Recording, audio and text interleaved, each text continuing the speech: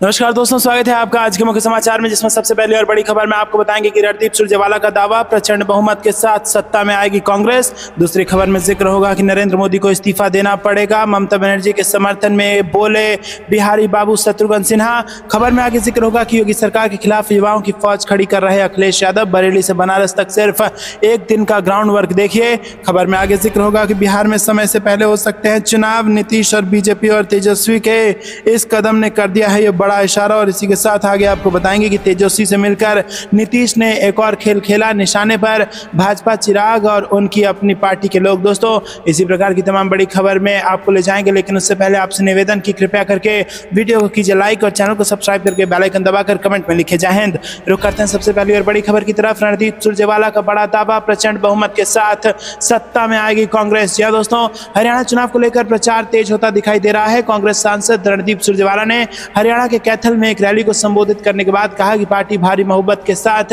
राज्य की सत्ता में आएगी। वहीं पत्रकारों से बातचीत में सुरजेवाला ने कैथल में अधूरे पड़े विश्वविद्यालय और मेडिकल कॉलेज पर प्रकाश डालते हुए कहा कि कांग्रेस की सरकार बनने पर वो इस मामले को लेकर सर्वोच्च प्राथमिकता के साथ जांच कराएंगे। सुरजेवाला ने बीजेपी की राज्य सरकार पर तंज कसते हुए कहा कि वो 12 साल में सिर्फ 10 कमरे बना सके, लेकिन कांग्रेस यूनिवर्सिटी और मेडिकल कॉलेज का निर्माण 2 से 2.5 साल में पूरा कर देगी। उन्होंने आगे इस बात पर भी जोर दिया कि कांग्रेस सरकार सिर्फ 1 साल के कैथल के अतीत के गौरव को बहाल करेगी। उन्होंने कहा कि इस शहर में जब निर्णय लिया गया कि यहाँ एक यूनिवर्सिटी और मेडिकल कॉलेज बनाया जाएगा, तो मैं कह सकता हूँ कि एक बार लोगों के आशीर्वाद से कांग्रेस की सरकार बन जाएगी तो सबसे पहला काम हम करेंगे कि हम सभी को इकट्ठा करेंगे, दस्तावेज तैयार करें और प्राथमिकता के साथ जांच करें। भाजपा पर वार करते हुए उन्होंने कहा कि वो 10 साल में केवल 10 कमरे बना सके, लेकिन मुझे विश्वास है कि हम 2 से 2.5 साल के भीतर मेडिकल कॉलेज का निर्माण कर देंगे और हम मेडिकल कॉलेज का निर्माण पूरा करेंगे।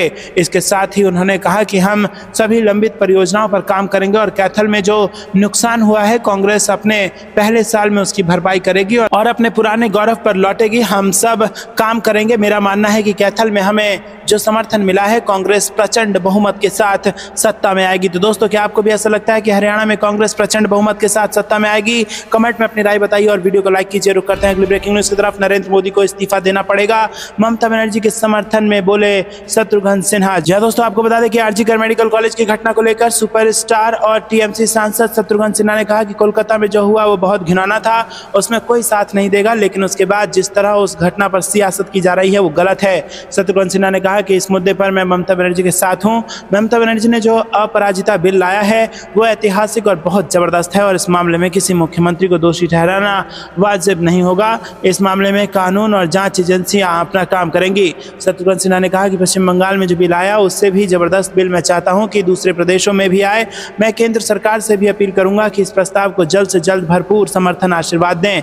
वहीं पश्चिम बंगाल के मुख्यमंत्री के इस्तीफे के सवाल पर उन्होंने कहा कि ऐसा नहीं है, अगर यही पैमाना है, यही पैरामीटर है, तो प्रधानमंत्री नरेंद्र मोदी को और कई अन्य मुख्यमंत्रियों को इस्तीफा देना पड़ेगा। चाहे मणिपुर का मुद्दा हो, हाथरस का मुद्दा हो, उन्नाव का मुद्दा हो, कठुआ का मुद्दा हो, ऐसे कई शर्मनाक घटनाएं हैं। हमने आज तक उस पर प्राइम मिनिस्टर का इस्तीफा नहीं मांगा है।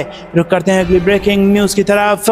योगी सरकार के खिलाफ युवाओं की फौज खड़ी कर रहे अखिलेश यादव, बरेली से बनारस तक सिर्फ एक दिन का ग्राउंड वर्क तैयार। जी दोस्तों, आपको बता दें कि उत्तर प्रदेश में लोकसभा चुनाव में मिली सफलता के बाद समाजवादी पार्टी और अखिलेश यादव उत्साहित दिख रहे हैं और उनका अगला लक्ष्य यूपी में होने वाला है। 10 सीटों पर विधानसभा उपचुनाव है और आपको बता दें कि इसमें से 5 सीटें समाजवादी पार्टी की है, जिनमें से 4 लोकसभा सीटों में वो जीत के बाद खाली हुई है। अखिलेश यादव इस चुनाव में जीत के लिए सबसे ज्यादा फोकस युवाओं पर कर रहे हैं और इसी क्रम में उनके निर्देश पर समाजवादी पार्टी के युवा संगठनों द्वारा 9 अगस्त क्रांति दिवस से 10 सितंबर 2024 तक प्रदेशव्यापी छात्र नौजवान पीडीए जागरूकता अभियान आयोजित किए जा रहे हैं। इस अभियान में कुछ प्रमुख बातों पर सबसे ज्यादा जोर दिया जा रहा है, जैसे वर्तमान सरकार छात्र छात्राओं और नौजवानों की दुश्मन है, पढ़ाई महंगी है और नौजवान बेरोजगार है, महिलाओं पर अत्याचार हो रहे हैं और निर्दोष युवाओं को जाति देखकर गोली मारा जा रहा है। सपा सरकार में छात्र छात्राओं के लिए लैपटॉप, कन्या विद्या धन जैसी तमाम योजनाएं थी जो आज वर्तमान सरकार ने उन्हें बंद करने का काम किया है। युवाओं को भरोसा दिया जा रहा है कि दुख दर्द को दूर करने के लिए समाजवादी पार्टी प्रतिबद्ध है। कार्यकर्ताओं को संदेश दिया जा रहा है कि मतदाता सूची पुनरीक्षण का कार्य चल रहा है, नए मतदाताओं का नाम जोड़ने के लिए फॉर्म भरें। रुक करते हैं अगली ब्रेकिंग न्यूज की तरफ। बिहार में समय से पहले हो सकते हैं चुनाव, नीतीश और बीजेपी और तेजस्वी के कदम ने किया ये बड़ा इशारा। जी हाँ दोस्तों, बिहार के सियासी माहौल में चुनावी मौसम की गंध आ रही है। सप्ताह भर से बिहार में कुछ ऐसी राजनीतिक घटनाएं हुई हैं जिससे हर दल और गठबंधन के मन में शंका का भाव दिख रहा है। चिराग पासवान की अपनी ही सरकार के प्रति उलट बांसी से राजनीतिक घटनाक्रम की शुरुआत हुई है। उसके बाद चिराग की तरह ही बोलने वाले जेडीयू के प्रवक्ता केसी त्यागी का इस्तीफा आ गया। नीतीश कुमार और तेजस्वी यादव ने चुनाव आयुक्तों की नियुक्ति को लेकर बैठक की और इसी दिन बिहार भाजपा के तमाम सांसद विधायक सदस्यता अभियान के बहाने जुटे। अगले दिन 4 सितंबर को आरजेडी ने भी अपने सांसदों विधायकों की बैठक बुलाई। 5 सितंबर को तेजस्वी यादव दिल्ली रवाना हुए और 6 सितंबर को भाजपा के राष्ट्रीय अध्यक्ष जेपी नड्डा भी पटना पहुंच गए। बिहार आने से पहले नड्डा ने चिराग पासवान के साथ बैठक की। राजनीतिक दलों की अचानक बढ़ी सक्रियता देखकर बिहार में चुनावी माहौल की आहट सुनाई पड़ने लगी है। जनवरी में नीतीश कुमार की एनडीए में पुनर्वापसी हुई और तभी से ये चर्चा रह रहकर होती रही है कि नीतीश कुमार समय से पहले बिहार विधानसभा का चुनाव कराना चाहते हैं। तब ये भी जानकारी मिली कि भाजपा लोकसभा चुनाव के साथ विधानसभा चुनाव के पक्ष में नहीं है। हाँ, लोकसभा चुनाव के बाद चुनाव हो तो उसे कोई आपत्ति नहीं है। लोकसभा का चुनाव जीतने के बाद फिर ये चर्चा चली कि नीतीश कुमार जल्द कराने की तैयारी में है चुनाव को और नीतीश कुमार राज्य में चल रही योजनाओं का लगातार निरीक्षण भी कर रहे हैं, नई योजनाओं की घोषणा कर रहे हैं। समीक्षा बैठकें लगातार हो रही है। पिछले साल की नीतीश ने समीक्षा बैठक के दौरान ही कहा था कि काम जल्दी पूरा करें, चुनाव कभी भी हो सकता है और तब से ये बात रह रह कर उठ रही है कि बिहार में समय से पहले चुनाव हो सकते हैं। हफ्ते भर से बिहार की राजनीति में अचानक जो सरगर्मी बढ़ी है उसे भी लोग चुनाव समय से पहले होने वाली संभावना के तौर पर देख रहे हैं। केंद्र में भाजपा के नेतृत्व में एनडीए की सरकार तीसरी बार बनने के बाद से ही इंडिया ब्लॉक ने राज्यों में अपनी गतिविधियां बढ़ा दी हैं। बंद, विरोध प्रदर्शन जैसी गतिविधियां बिहार में भी दिख रही है और बैठकों का दौर शुरू हो गया है। तेजस्वी यादव ने आभार यात्रा निकालने की तैयारी कर ली है। हालांकि तीसरी बार उन्होंने यात्रा की तारीख बदली है। नेताओं की आवाजाही बढ़ने लगी है। सांसदों विधायकों की बैठक के बाद तेजस्वी यादव दिल्ली गए। संभव है कि उनकी मुलाकात कांग्रेस के बड़े नेताओं से भी हो। भाजपा के राष्ट्रीय अध्यक्ष जेपी नड्डा भी बिहार दौरे पर आए और इन गतिविधियों को देखकर चुनावी आहट का अनुमान लोग लगाने लगे हैं। तो दोस्तों, यहाँ पर आपको बता दें कि बिहार में समय से पहले चुनाव हो सकते हैं और इसी के ये सारे संकेत हमने आपको बताया कि आखिरकार ऐसा इशारा क्यों मिल रहा है और नीतीश, बीजेपी और तेजस्वी ने कौन से ऐसे कदम उठाए हैं जिससे ये कहा जा सकता है कि समय से पहले बिहार में चुनाव होगा। आपको क्या कुछ लगता है कमेंट में जरूर बताइए। वीडियो को लाइक नहीं किया तो लाइक जरूर कीजिएगा। रुक करते हैं ब्रेकिंग न्यूज की तरफ। तेजस्वी से मिलकर नीतीश ने एक और खेल खेला। निशाने पर भाजपा, चिराग और उनकी अपनी पार्टी के लोग। जी हाँ दोस्तों, बिहार की राजनीतिक गतिशीलता ने हमेशा राष्ट्रीय राजनीति की दिशा निर्धारित करने में महत्वपूर्ण भूमिका निभाई है। जो दिखता है वो काफी मायने रखता है और इस राज्य में मुख्यमंत्री नीतीश कुमार लंबे समय से अगुवा रहे हैं, जो अपनी स्थिति और प्रभाव को बनाए रखने के लिए बदलते गठबंधनों और हितों के बीच कुशलता से तालमेल बनाए रखते हैं। बिहार के दिवंगत पूर्व उप मुख्यमंत्री सुशील मोदी ने एक बार कहा था कि नीतीश अपने वर्तमान गठबंधन सहयोगी को संतुलित करने के लिए हमेशा 2 खिड़कियां खुली रखते हैं। आरजेडी के साथ गठबंधन को खत्म करके बीजेपी से हाथ मिलाने के 8 महीने बाद हाल ही में तेजस्वी यादव के साथ इस हफ्ते नीतीश कुमार की मीटिंग ने अगले साल के विधानसभा चुनाव से पहले रणनीति और गठबंधनों में संभावित बदलावों के बारे में अटकलों का बाजार काफी गर्म कर दिया है। दोस्तों, पहली नजर में ये बैठक नए सूचना आयुक्त के चयन के बारे में थी, जिसमें तेजस्वी चयन समिति में थे, लेकिन इस बात को स्पष्ट करने के लिए नीतीश, जो एक समय में डबल सिग्नल देने के लिए जाने जाते हैं, उन्होंने शुक्रवार को जब भाजपा अध्यक्ष जेपी नड्डा शहर में थे कहा कि उन्होंने पहली गलती की थी लेकिन ये फिर नहीं होगा। तेजस्वी, जो पार्टी कार्यकर्ताओं को प्रेरित करने और राजनीतिक रूप से महत्वपूर्ण कुशवाहा और अन्य पिछड़े समुदायों के समर्थन को मजबूत करने के लिए अगले सप्ताह अपनी जन आभार यात्रा शुरू करने जा रहे हैं। उन्होंने मीडिया कर्मियों को बताया कि बातचीत संविधान की 9वीं अनुसूची में बिहार के 65% आरक्षण के फैसले को शामिल करने के बारे में थी और जब नीतीश ने कहा कि मामला अदालत में है, पटना उच्च न्यायालय में जून में कोटा को रद्द कर दिया था, तेजस्वी ने उनसे मामले को कानूनी रूप से आगे बढ़ाने का आग्रह किया। बिहार सरकार ने 2023 की जाति सर्वेक्षण रिपोर्ट के निष्कर्षों के आधार पर दलितों, पिछड़ों और आदिवासियों के लिए आरक्षण को बढ़ाकर 65% कर दिया था। राजद ने इसे रद्द करने के हाईकोर्ट के फैसले को सुप्रीम कोर्ट में चुनौती दी थी और इसने शुक्रवार को केंद्र और बिहार सरकार को नोटिस जारी किया, लेकिन रोक नहीं लगाई। दोस्तों, रुक करते हैं अगली ब्रेकिंग न्यूज की तरफ। वक्फ संशोधन विधेयक को पारित नहीं होने देंगे, मुस्लिम पर्सनल लॉ बोर्ड के प्रतिनिधिमंडल को शरद पवार का आश्वासन। जी हाँ दोस्तों, राष्ट्रवादी कांग्रेस पार्टी के नेता और राज्यसभा सदस्य शरद पवार ने रविवार को उनके निवास पर all India Muslim personal law board के डेलीगेशन से मुलाकात की और इस दौरान डेलीगेशन ने वक्फ संशोधन बिल 2024 के संबंध में एक ज्ञापन सौंपा और बिल को खारिज करने की मांग की। All India Muslim personal law board के डेलीगेशन ने शरद पवार से कहा कि वक्फ संशोधन बिल 2024 भारत के संविधान के खिलाफ है।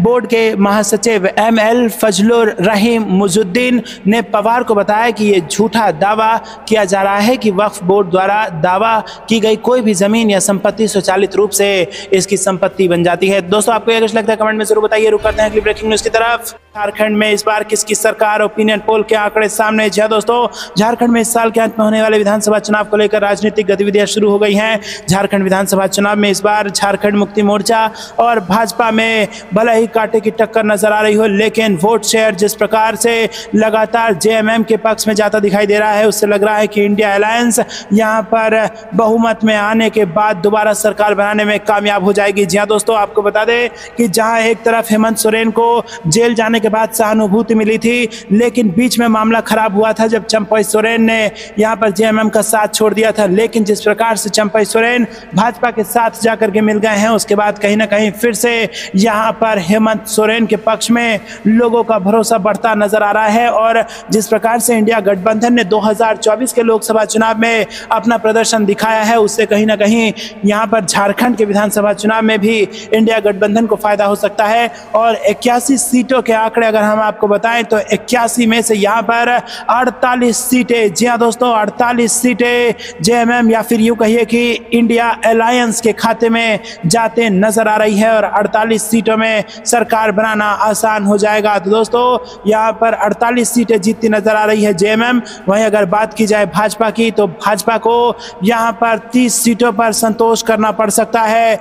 झारखंड के विधानसभा चुनाव में चंपई सोरेन का फैक्टर कैसे काम करेगा, ये तो असली आंकड़ों में ही पता चलेगा, लेकिन यहां पर जबरदस्त रिस्क भाजपा ने भी लिया है और चंपई सोरेन के लिए भी ये देखने वाला होगा कि क्या निर्दलीय रहते वो ज्यादा फायदा ले पाते या फिर बीजेपी में मिलने के बाद उनको ज्यादा फायदा होगा। क्योंकि समर्थकों से पूछे तो यहाँ पर जो चंपई सोरेन के समर्थक हैं, उनको चंपई सोरेन पर पूरा भरोसा है, लेकिन चंपई सोरेन के भाजपा में जाने को लेकर यहाँ पर चंपई सोरेन के कई समर्थकों ने चुप्पी साध दी है। तो क्या ये साइलेंट वोटर अंदर ही अंदर भाजपा का खेल कर देंगे और क्या यहाँ पर फिर से हेमंत सोरेन मुख्यमंत्री बनकर झारखंड में दूसरी बार यहाँ पर इंडिया अलायंस की सरकार बन जाएगी? कमेंट में अपनी राय जरूर बताइए। वीडियो को लाइक नहीं किया तो लाइक जरूर कीजिएगा। रुक करते हैं अगली ब्रेकिंग न्यूज की तरफ। 8 अक्टूबर नहीं 15 सितंबर को ही भाजपा का होगा गेम ओवर। हरियाणा से आई बीजेपी की टेंशन बढ़ाने वाली खबर। जी हाँ दोस्तों, आपको बता दें कि यहाँ पर हरियाणा विधानसभा चुनाव से पहले हरियाणा बीजेपी के लिए बुरी खबर आई है। मतदान से पहले किसान एक बार फिर केंद्र की भाजपा सरकार के खिलाफ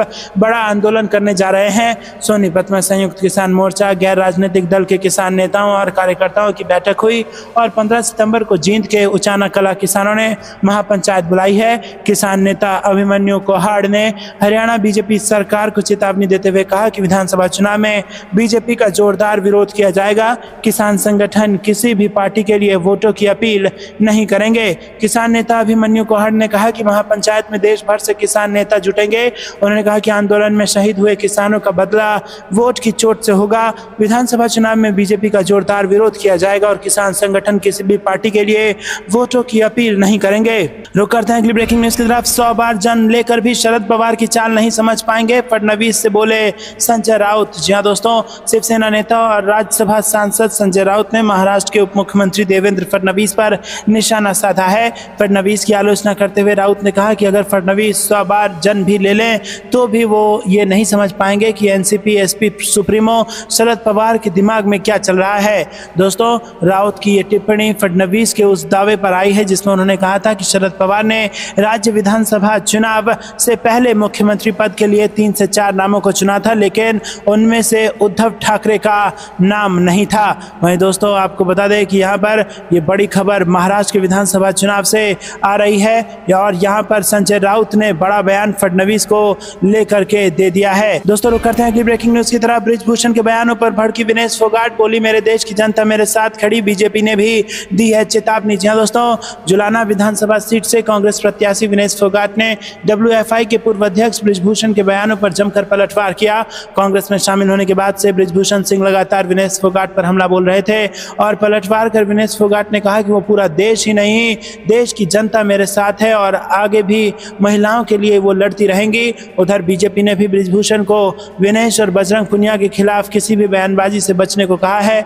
दरअसल बृजभूषण सिंह ने विनेश को लेकर दावा किया था कि वो चीटिंग करके ओलंपिक के फाइनल में पहुंची थी और इसी कारण से वो मेडल नहीं जीत सकी। इससे पहले भी उन्होंने हमला बोला था कि ये आंदोलन राजनीति से प्रेरित था और साथ ही कई अन्य आरोप भी लगाए थे।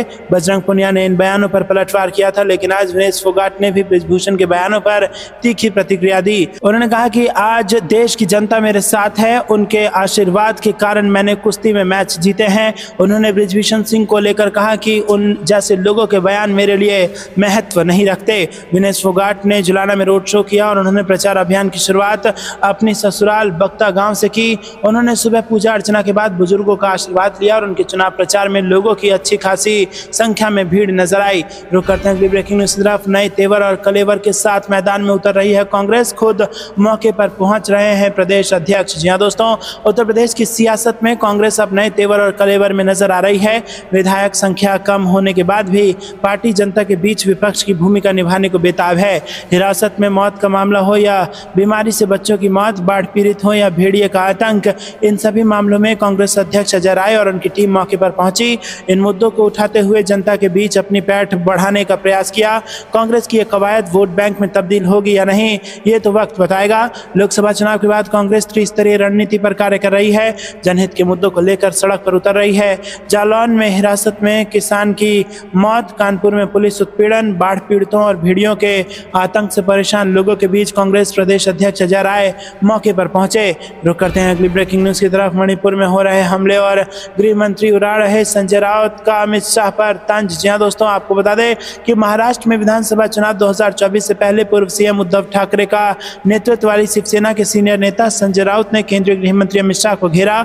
रविवार को प्रेस कॉन्फ्रेंस के दौरान उन्होंने तंज कसते हुए कहा कि नॉर्थ ईस्ट के मणिपुर में हमले हो रहे हैं और महिलाओं के साथ अत्याचार की वारदातों को अंजाम दिया जा रहा है, जबकि गृह मंत्री मुंबई में मजे उड़ाने वाले हैं। संजय राउत आगे बोले कि ये लोग कुछ भी कर सकते हैं, ये लाल बाग के राजा को गुजरात लेकर जा सकते हैं, हो सकता है इसके लिए ये प्रस्ताव भी दे दें। व्यापारी लोग हैं, मैं आपको बता रहा हूं और बहुत ही सोच समझ कर बोल रहा हूं। ये खुद को महाराष्ट्र के दुश्मन मानते हैं। बहुत से ऐसे राज्य हैं जो ये लूटना चाहते हैं। बीजेपी के लोगों और गृह मंत्री अमित शाह का ये काम है। गृह मंत्री होने के कारण लॉ एंड ऑर्डर मेंटेन करना ये उनका काम नहीं है। उनका काम है पार्टी तोड़ो, पार्टी फोड़ो, न्यायालय के ऊपर और चुनाव आयोग के ऊपर दबाव लाओ। यही काम देश के गृह मंत्री कर रहे हैं और इतिहास में उनका नाम याद रहेगा कि इस प्रकार का गृह मंत्री देश में हुआ था। ऐसा बयान संजय राउत ने दिया। शिवसेना नेता ने अमित शाह के मुंबई पहुंचने को लेकर कहा कि उन्हें मणिपुर जाना चाहिए। वो बोले मणिपुर में हमला हो रहा है, मणिपुर में आज भी महिलाओं के ऊपर अत्याचार हो रहा है और देश के गृह मंत्री मुंबई में आकर मजे उड़ा रहे हैं। मणिपुर में जाओ, आप जम्मू कश्मीर में जाइए, मुंबई में क्या है आपका काम, मणिपुर में जाने की हिम्मत दिखाइए। दरअसल केंद्रीय गृह मंत्री अमित शाह रविवार को चुनावी राज्य महाराष्ट्र की राजधानी मुंबई पहुंच रहे हैं। गणेश चतुर्थी के जश्न के बीच वो वहां लाल बाग के राजा के आगे मत्था टेकेंगे, जिसके बाद वो बप्पा के दर्शन के लिए उप मुख्यमंत्री देवेंद्र फडणवीस और मुख्यमंत्री एकनाथ शिंदे के घर जाएंगे।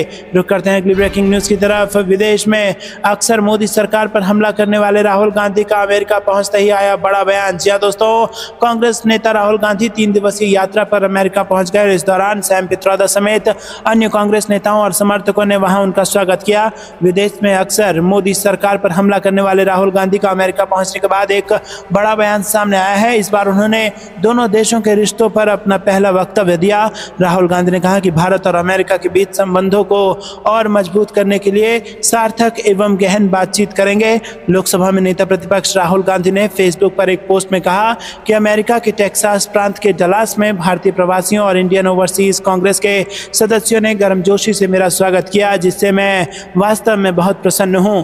अमेरिका आगमन की कुछ तस्वीरें साझा करते हुए राहुल गांधी ने कहा कि मैं इस यात्रा के दौरान सार्थक चर्चाओं और गहन बातचीत में शामिल होने के लिए उत्सुक हूं, जिससे दोनों देशों के बीच संबंध और मजबूत होंगे। वहीं कांग्रेस पार्टी ने एक्स पर एक पोस्ट में कहा कि राहुल का डलास फोर्ट वर्थ अंतर्राष्ट्रीय हवाई अड्डे पर गर्मजोशी और उत्साह से स्वागत किया गया। इंडियन ओवरसीज कांग्रेस के अध्यक्ष सैम पित्रोदा ने पिछले हफ्ते कहा था कि राहुल अमेरिका की आधिकारिक यात्रा पर नहीं आ रहे हैं, लेकिन इस दौरान उन्हें कैपिटल हिल में विभिन्न लोगों से व्यक्तिगत तौर पर बातचीत करने का मौका मिलेगा। पित्रोदा ने कहा था कि राहुल गांधी राष्ट्रीय प्रेस क्लब में पत्रकारों के साथ बातचीत करेंगे, वो थिंक टैंक के लोगों से मिलेंगे और जॉर्ज टाउन विश्वविद्यालय में लोगों से मुखातिब होंगे, जिसका वॉशिंगटन में भी उतना ही महत्व है। राहुल 8 से 10 सितंबर तक अमेरिका की यात्रा पर हैं और ये लोकसभा में नेता प्रतिपक्ष का पद संभालने के बाद उनकी पहली अमेरिकी यात्रा है और इस दौरान वो जॉर्ज टाउन विश्वविद्यालय और टेक्सास यूनिवर्सिटी में लोगों के साथ संवाद करने के साथ ही वाशिंगटन और डल्लास में कई महत्वपूर्ण बैठक करेंगे। दोस्तों, आपको क्या कुछ लगता है कमेंट में जरूर बताइए। वीडियो को लाइक नहीं किया तो लाइक जरूर कीजिएगा।